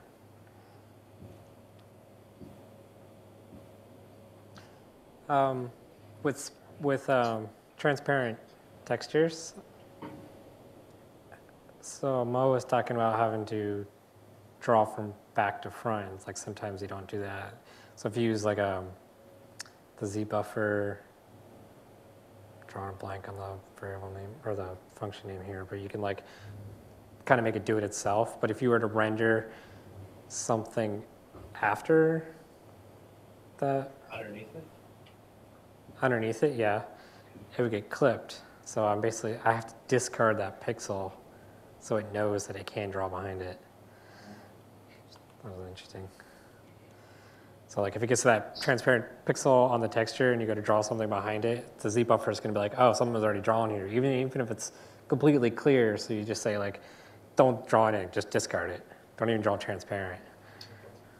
So when you say discard there, it discards all other textures at that exact position? At that pixel. No, just when it's drawn that one texture. Just saying like, hey, you're about to draw this, don't. Okay. Don't even put it in the Z buffer. So like when you look at old games like Quake or even Half-Life or something, they used to be like it cost time to check on any of the buffers, and so they were doing like back to front. And then at the end, they'd say, all right, now render all transparent things. So if you had something like a window, like a glass window, that would be done after you've rendered everything that was going to include each other. So if you look at games like from 2009, right, the place that you'll notice this the most are in trees, because what they'll do for like trees is they'll take polygons and they'll put them on top of each other, so they're angled all over. And if you look at it just in the right angle, all of a sudden, because they're not rendering it back to front, they just render it as one single thing, you'll see the leaves on the front are cutting through the leaves in the back because they were drawn on top of them. So you're almost getting like this weird effect. That's weird. Yeah. It was like a normal thing back in the day. Now we don't deal with any of that. Like the cards have like all these special features that are just like, no, it's all just set in the libraries taking care of it. You render whatever you want now. It's in Oh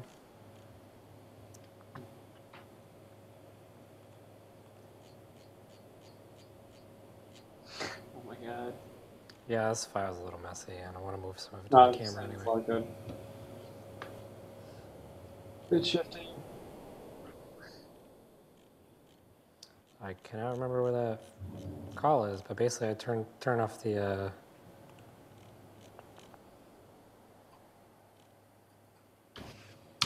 well, the blend function. That's one thing. And, oh, so WebGL when it first launched had this weird thing with alphas that really threw everybody off because it doesn't work like regular OpenGL. So when you go to create an OpenGL instance, you should ask for pre-multiplied alpha if you want to kind of do what you were expecting. Here, I'll give you an example. So,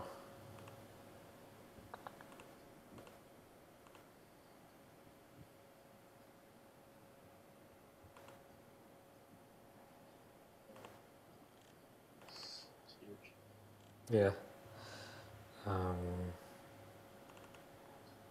Doing all these folder names, like I'm interested in seeing Yeah, I was trying to take that all away. SpongeBob game that you're working on? What was that star word?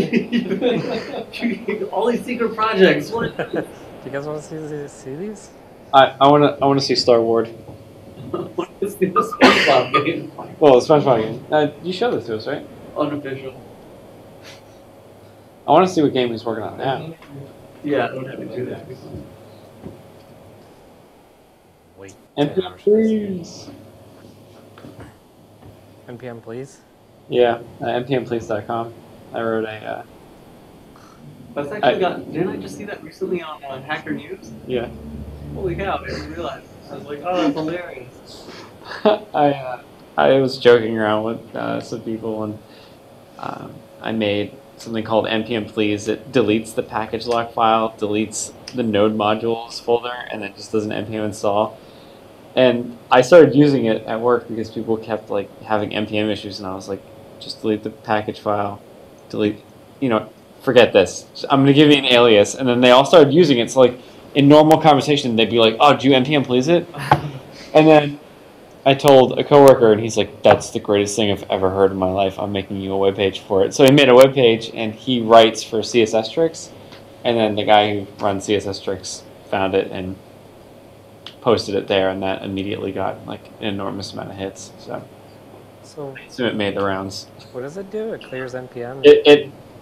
It breaks the lock file, which I find to sometimes not work at all in the way that it's describing.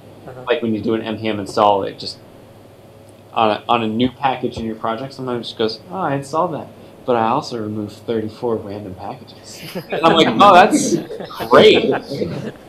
Which ones were those? I don't know. So then I just npm those. And it just kills the package lock file, kills the node modules folder, and installs it. So I paired it with a good animated GIF of Samuel L. Jackson from Jurassic Park going, npm please! Thought that was appropriate. See, Shannon? What? The URL? Yeah. No. Oh. I have a slash. So what was I going to show you? Not SpongeBob, something else.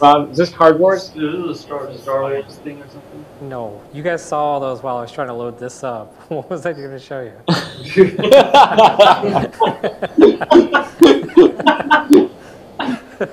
What is happening?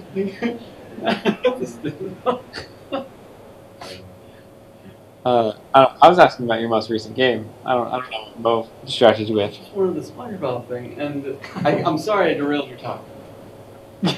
Yes, no idea what you were doing. Shit. You got your spine. I mean, you do scalp animation in 2D. It's gone. What do you guys want to see?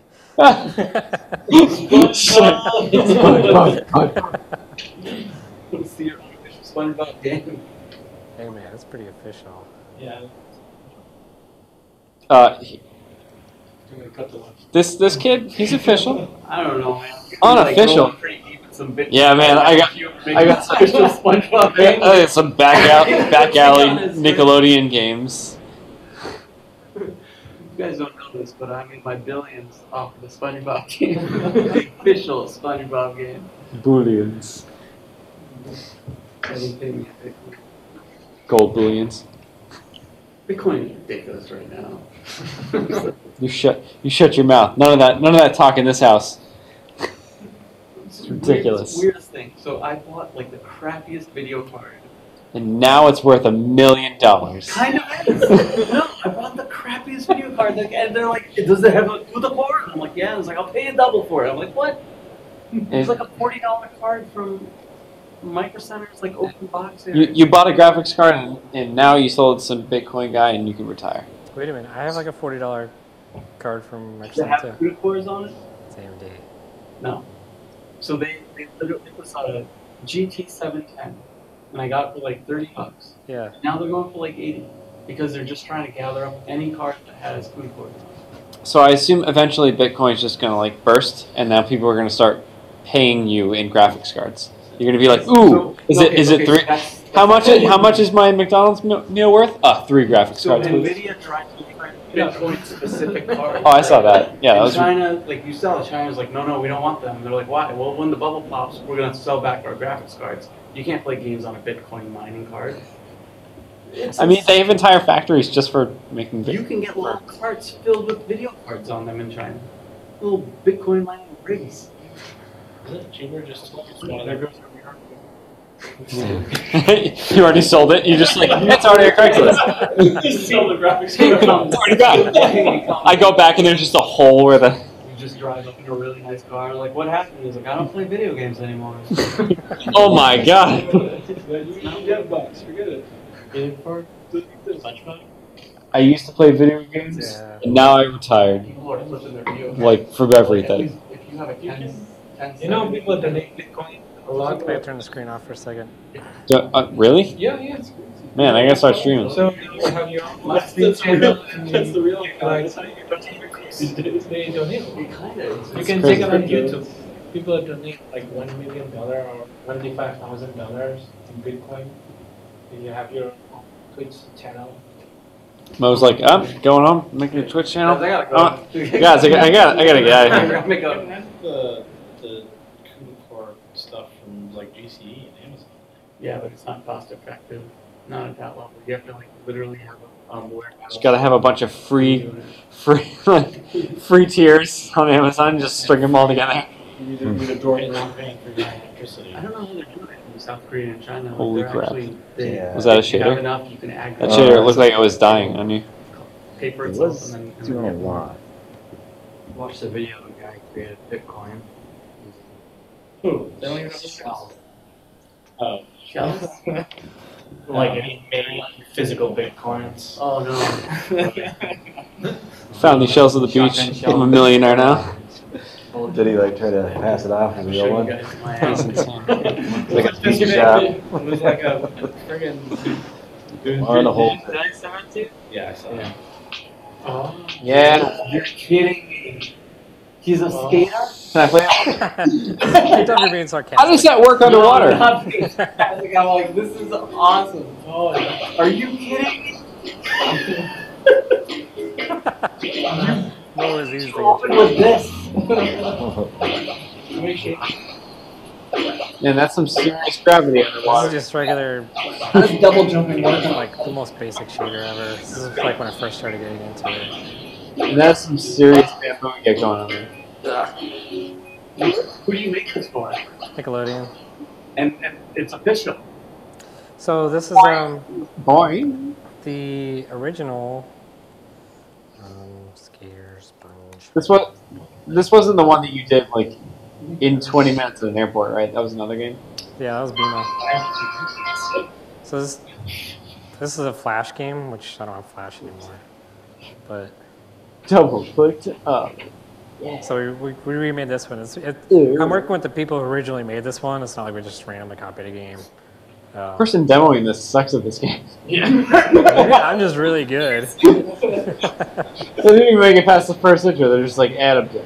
This is about the frame rate too. I mean, this is like Flash, so I think it's like 15 frames a second. Screen recorder. And Yeah. that's awesome. So, This is original Twitch plays.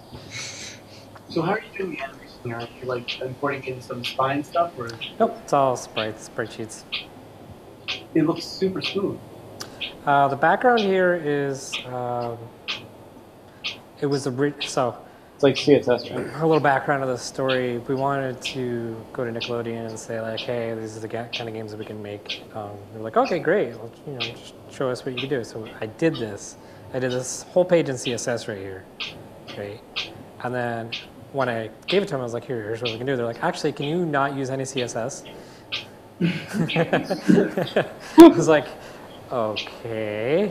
And then I handed it to them again. They were like, oh, can you not use any HTML, just the canvas? And I was like, okay. Because they wanted Not to using use any Cocoon code at all, JS. just. And Cocoon.js has this wrapper on canvases. So it made a lot more sense once they explained that part, but it's just like, okay, I'll try to do it without CSS. So yeah, this is just the sprite that scrolls. Actually, I think I have two of them lined up, and once this one gets far enough, it kind of relays back over there. Normally I would do, because with textures you can have them wrap, like as you probably know this, but you can have them wrap really cool songs. And okay, you guys are paying attention. Yeah, you can have it wrap around, and you would just like increment the x-axis, so the texture coordinate. But since this wasn't a square, you can't wrap a non-square texture. So I just ended up doing two. Yeah. The circle thing that comes in and out is just a sprite, and I just shrunk it down. And I think I have 4 black boxes around it. And really it's only there because that millisecond between the hole closing and the hole opening is the time it takes to load all the sprites in. So was this piece? That's the thing.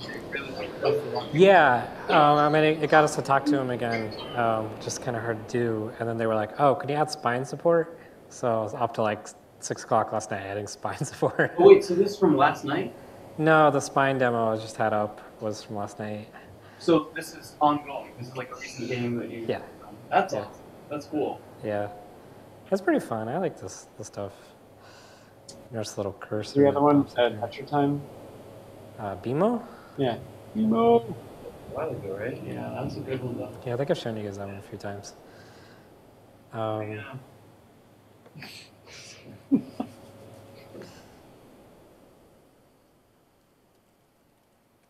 That's SpongeBob's officials. Yes. I was wondering about that too. This is all sprite sheets. This looks amazing.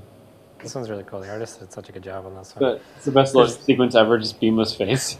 There's a huge flaw in this, actually, where I couldn't use mid mapping, and I didn't understand this at the time, but non-square textures, they don't really shrink very well or expand. So, like, if you notice, if you watch his eyes when he's flying, it's not so bad when it's full screen. It's really noticeable on the phone.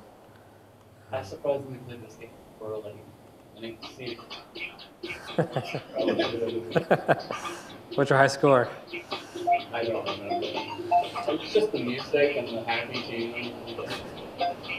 So if you notice his eyes, they're actually not supposed to animate like that. It's just it's having a hard time because it's a non-square texture. The way to solve that is to make it a square texture and turn on. I think it looks great. That's the fact they're moving. He's just extra happy. Yeah. That's awesome. Yeah. Hello.js for the audio. What? Speaking of which. I know. Was that the game that just sent you a message, or the people sending you a message? The guy I work with on this actually sent me a It's happening right now. Right in front of us. Guys, I'm rich! Oh my god! Smash the computer on I don't need this road going, just boom. Notification pops up. Your 10,000 bitcoins have been deposited. Peace. I want to show you the shit like on the now. Like I saw your wonderful thing. Oh. Can we screen share this? Can we screen share what's on my phone? It's the Do you have a URL? thing even. Oh, you want to actually. I have a USB-C to HDMI adapter. I don't know how to screen. Oh, you have an app. I've never done that. You can screencast, but I don't think we have our Apple TV set up. We have one on that. Oh, Just you could cast to TV. the main. Is it connected? We have a new system. It's awesome. No way, that's not easy. It's called video. Yeah. Does anybody have any announcements they want to announce? I never gave you guys a chance to do all that stuff. Like we can I can just you guys like come around. We'll show it. You I right? guess not. No. Well, thank you guys. Yeah. Thank you. Sorry, it was a little scrambled there. It's a lot to tell. So.